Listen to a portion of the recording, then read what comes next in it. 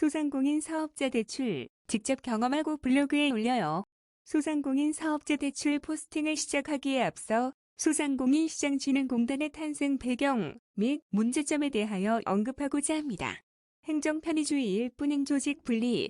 소상공인시장진흥공단은 2014년부터 중소벤처기업진흥공단으로부터 분리된 정책자금 취급기관입니다.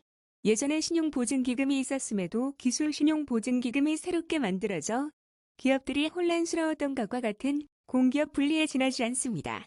서비스 이용자인 국민 입장에서는 정책자금 대출을 받기 위하여 한 곳을 더 알아보고 시간을 내서 가봐야 하는 불편함이 늘어난 대표적인 행정편의주의 사례입니다. 이러한 분리 및 세분화로 인한 국민들의 어려움을 해소할 수 있는 단일화된 정책자금 통합기관이 탄생하여 한 곳에서 사업자의 상황과 가능성 등을 평가하여 정책자금의 종류 및 금액이 결정될 수 있게 되기를 바라봅니다. 이제 소상공인 사업자 대출에 대하여 본격적으로 알아보겠으며 아래와 같은 순서대로 말씀드리겠습니다. 1. 소상공인 사업자 대출 준비. 2. 소상공인 사업자 대출 자금 종류 결정. 3. 소상공인 사업자 대출 서류 및 접수. 4. 소상공인 사업자 대출 현장 평가 및 완료. 1. 소상공인 사업자 대출 준비. 1. 사업자 등록. 사업자 등록증이 준비되지 않은 사업자는 거의 대출이 안 된다고 보시면 됩니다. 소상공인시장진흥공단의 대출은 사업자에게 한다고 생각해도 무방합니다. 만약 사업자 등록증이 없다면 1. 이 금융권의 개인신용대출을 알아보시는 것을 권장합니다. 2. 신용등급 조회. 6등급부터는 대출이 거의 어렵기 때문에 5등급 이내로 되었을 때 대출을 알아보기 시작하기를 권장합니다. 본인의 신용등급을 모르는 상태에서 대출을 알아본다는 것은 전쟁터에 총알 없는 총을 들고 나가는 것과 같습니다. 한국신용정보원에서 무료로 신용조회가 가능하며 신용조회로 인한 신용등급이 하락하지는 않습니다. 신용등급 하락에 영향을 미치는 것은 신용개설을 위하여 금융권에서 본인의 동의하에 신용상태를 조회하였을 때 신용점수가 하락합니다. 3. 사업계획서 작성. 사업 진행 단계에서 해야 할 가장 기본적인 사항입니다. 사업계획서를 세련되게 작성하면 좋겠지만 사업자가 사업계획서 작성에만 너무 많은 에너지를 소비하면 그야말로 페이퍼 컴퍼니에 지나지 않을 수 있습니다. 사업계획서 작성은 사업자가 해야 할 사업에 대한 객관적인 평가를 본인 스스로 사업 개시 전에 해보는 것에 의미를 두어야 합니다. 즉, 사업자가 돈과 시간을 투자해서 실질적인 수익을 얻을 수 있는지 글로 작성해 가면서 사업성에 대하여 평가해 보는 것입니다. 물론 사업자가 자신이 작성하는 사업계획서를 보수적으로 작성하기란 쉽지 않으며 수익을 너무 많이 예상하는 것은 그야말로 계획에 지나지 않으며 타인에게 오히려 신뢰를 받지 못하는 근거가 됩니다. 4. 매출 달성. 매출이 없다고 해서 대출이 전혀 안 되는 것은 아니지만 없는 것보다는 매출이 있으며 그것도 많이 있으면 유리합니다. 그렇다고 해서 가공 매출을 억지로 만들다가 허위가 드러나면 낭패를 볼 수 있으므로 조심할 사항입니다. 만약 매출이 예정되어 있다면 매출 예정 관련 자료를 최대한 준비해두는 것이 좋습니다. 5. 사업에 투자한 금액 자료 정리. 매출 발생이 안 된 사업자는 특히 중요한 항목입니다. 왜냐하면 사업자가 사업 관련하여 투자한 금액을 반영하기 때문입니다. 따라서 투자한 금액임을 입증할 수 있는 자료, 즉 영수증 등을 사업자 명의로 받을 것을 권장합니다. 예를 들면 컴퓨터를 구입하면서 개인기업은 사업용 계좌, 법인기업은 법인계좌에서 지출하면서 영수증을 받아야 하는데 사업 초기에는 경황이 없고 경험이 없기 때문에 사업자 개인계좌나 신용카드로 구입하는 경우가 많습니다. 이렇게 되면 투자금으로 인정을 받을 수 없기 때문에 낭패를 볼 수 있습니다. 6. 자본금 관리. 위에 5번 항목과 관련이 있지만 일단 사업을 시작하면 자금 지출은 추후에 결산 시 지출로 반영하기 위해서 사업자 계좌나 법인 계좌에서 이체되도록 해야 합니다. 그러기 위해서는 자본금이라 생각되는 모든 자금은 개인 계좌에서 사업자 계좌나 법인 계좌로 이체하고 나서 지출을 하는 것을 꼭 지켜야 합니다. 2. 소상공인 사업자 대출 자금 종류 결정. 자금의 종류별로 접수 시기 및 금액 등이 달라지는 매우 중요한 사항들을 알아보겠습니다. 그리고 매년 자금의 종류가 조금씩 변하고 있으므로 작년에 있던 자금이 올해는 왜 없나 하고 당황하지 마시고 일단 소상공인만 받을 수 있다는 것을 기억하기 바랍니다. 소상공인 자격 1. 상시근로자 수 기준 제조업, 건설업, 운송업, 광업 10인 미만 그 외 업종 5인 미만 2. 매출액 기준 10억 원 이하이며 10억 원 초과이면 아래 표를 참조하여 판단. 소상공인 시장진흥공단 홈페이지를 보면 소상공인 자금으로 정책자금, 지자체자금 및 은행자금으로 카테고리를 나눠 놓았지만 지자체자금은 신용보증재단과 연계된 자금이고 은행자금은 왜 여기에 리스트를 올려놓았는지 의도를 모르겠습니다. 이제 아래 순서대로 자금 종류를 소개하겠으며 우리 회사에 맞는 자금을 잘 선택하시길 바랍니다.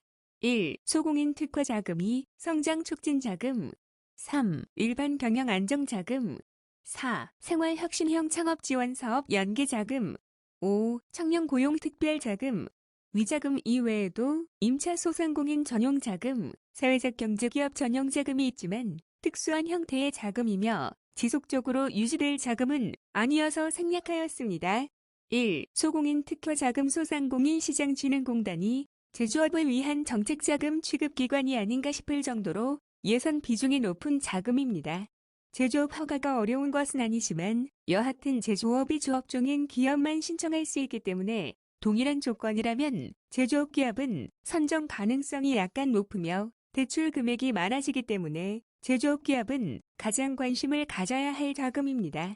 또한 다른 자금에 비해서 1억 원으로 금액이 다소 높으며 소상공인 시장진흥공단이 정부 자금을 직접 대출하기 때문에 이율이 대리 대출에 비하여 낮습니다.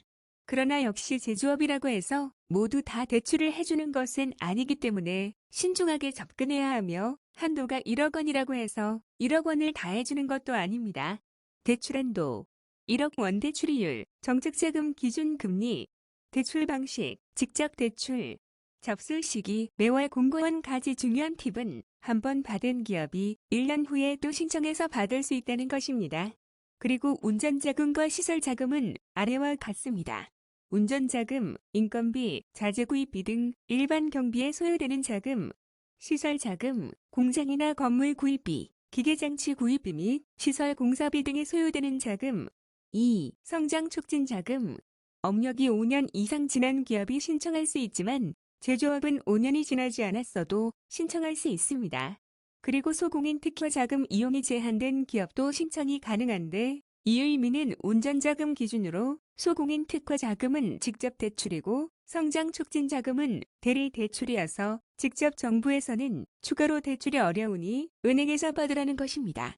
사실 소공인 특화 자금의 다른 자금들은 대리 대출이어서 금리가 올라갈 수밖에 없고 대출 한도가 높은 것도 아니어서 다른 정책자금 취급기관의 대출과 비교하여 장점이 있다고 볼 수는 없습니다.